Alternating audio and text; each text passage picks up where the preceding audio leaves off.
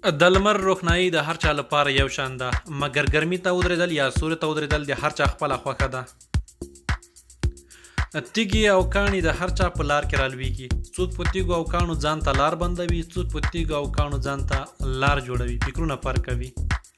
هر انسان ته په شپه ورځ کې 24 ساعته وخت ورکړل شوی. ځینې خلک هدف ټاکي، محنت کوي او له وخته ګټه اخلي. د بریالیتوب بنسټ دي. خو ځینې خلک بې ځایه محنت کوي، خپل وخت بې ځایه مصرفوي.